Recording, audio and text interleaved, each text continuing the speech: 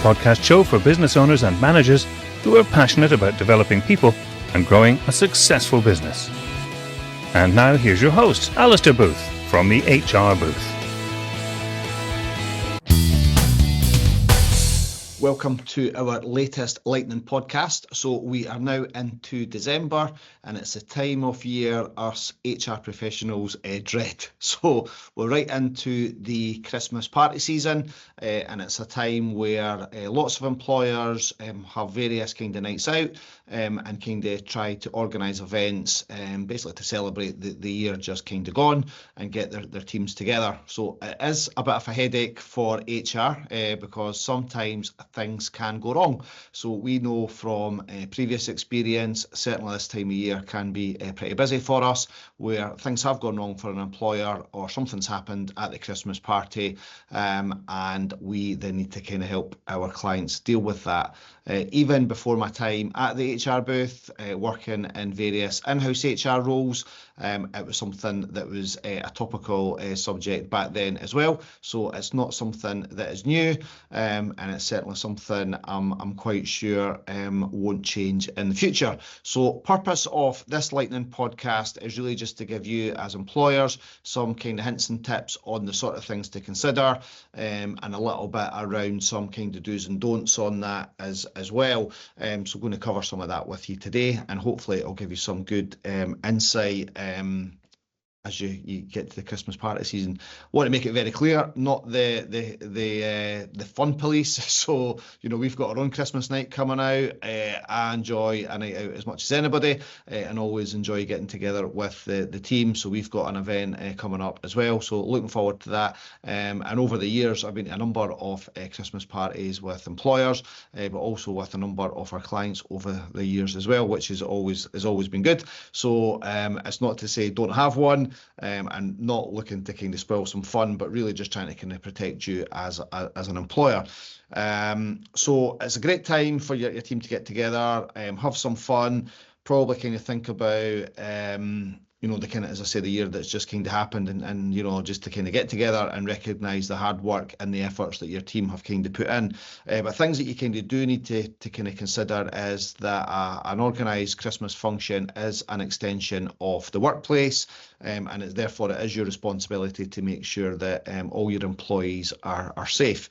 So that will include things like you know, making sure they're not victims of any, you know, harassment, any kind of form of bullying, victimisation and that type of thing. And obviously at the minute, you know, there was some recent changes to the sexual harassment legislation in October.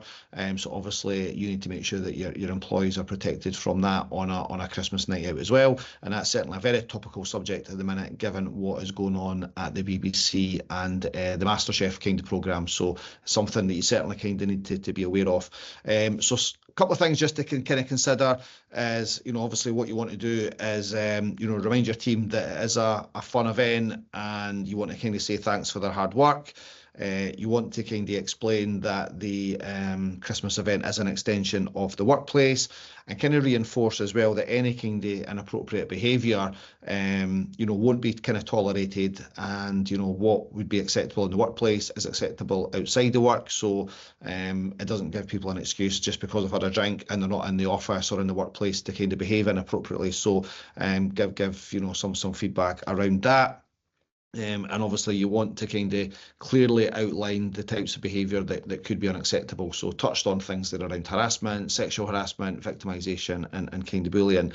And what you also want to do is, excuse me, remind employees that obviously they are drinking alcohol, which I'm sure in the main people will be, is you want to kind of make sure that they're not driving to work the next day, and obviously not kind of driving home from the event, and obviously not being in such a state where they could bring reputational damage or embarrassment to your business on the night out. So that's kind of things to kind of consider, and then other things just to kind of factor in is things like you might want to consider a budget. So we get asked quite a lot, what's an acceptable kind of budget, or what's the rules on providing alcohol. So some people might provide drinks on arrival. I've worked in other places in the past where they've kind of provided drink tokens and it's been a set number. That can work well, but I've also seen situations where people who haven't been drinking are then kind of selling their tokens to their colleagues or kind of passing them on, etc. So if you're kind of organising like a free bar and stuff like that, and it's kind of capped at a number of tokens, then you might want to kind of consider, is that the right thing to kind of do? As I said, communicate expectations in terms of behaviour in advance. You also want to think about the venue. So obviously that'll have already kind of been done unless you're kind of leaving it to the last minute. So you want to kind of make sure that venue is inclusive, so that everyone's got the opportunity to attend. What we are doing in our own Christmas night out is that we have our office based in Fife. We have a number of team members who are not based in Fife. So what we are doing as part of that is that they will be put up in a hotel for that night. So that's allowed, it's not discouraged any of them not to attend. So that's something that we've kind of factored in on our budget for our own kind of Christmas night. Kind of plan ahead for safety as well. So, you might want to think about, do you need to organise transport for colleagues, especially if you've perhaps got, younger members of the team, how are they going to get home, and kind of consider that as well. And obviously what you do need to factor in is if you've got like apprentices or young kind of people in the business, then obviously some of these premises might be licensed. So what you don't want to be doing is certainly, providing alcohol to people who are under the age of 18.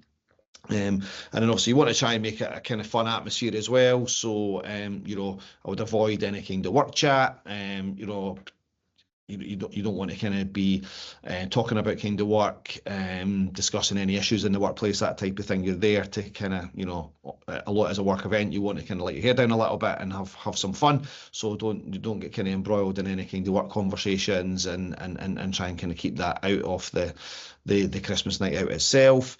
And then kind of think about the timings of the events and stuff as well. So if you've got people working shifts or you've got people working the next day, is it appropriate for the event to finish at 2 and you're expecting people to be in the following morning? So you want to kind of think about these types of things as well. So obviously in the main, a lot of the Christmas events take place in a weekend, but you might be a business that is open over the course of a weekend as well. So again, you need to kind of consider that as well. Are you excluding people from attending? And if so, is there an alternative night that you can organise for people such as that as well, so that they get that opportunity to attend. And then finally, just probably think about things about remote workers, for example. So how do you include them into the festivities? So as I say, what we're doing for the people in our team that live a little bit further away is that we're providing accommodation for them. So is that something that you can consider for your kind of remote workers? And then obviously think about the entertainment as well. So, you don't want to be going to like a stand-up comedian where the jokes are, offensive. So, things like kind of sexist, racist, all the things that we are breach of the Equality Act, if that's something that you're doing, then you are going to certainly be in serious trouble. So you need to kind of consider the venues and the entertainment that's kind of on offer. And as I say, managers kind of still have a responsibility as well. So they need to kind of lead by example on the evening. They need to kind of maintain a kind of professional approach. So that kind of sets the tone. So if you've got managers kind of behaving inappropriately, then it's kind of sets the tone. So they are kind of ambassadors for your business and should be kind of displaying that kind of leadership as well. So that's the sort of things to kind of consider. Obviously, if it does all go horribly wrong and there's a kind of major issue, HR issue that comes up, then you know how to get hold of us. You can kind of reach us at info@thehrbooth.co.uk. Hopefully that doesn't happen. Hopefully you're able to have a kind of wonderful kind of Christmas night out, enjoy the festivities and not have to worry about an HR hangover afterwards. But hopefully that's kind of helped you. And as I say, hopefully you all have a great time and enjoy the nights out that are coming up over the next few weeks. Take care and speak to you soon. Thank you.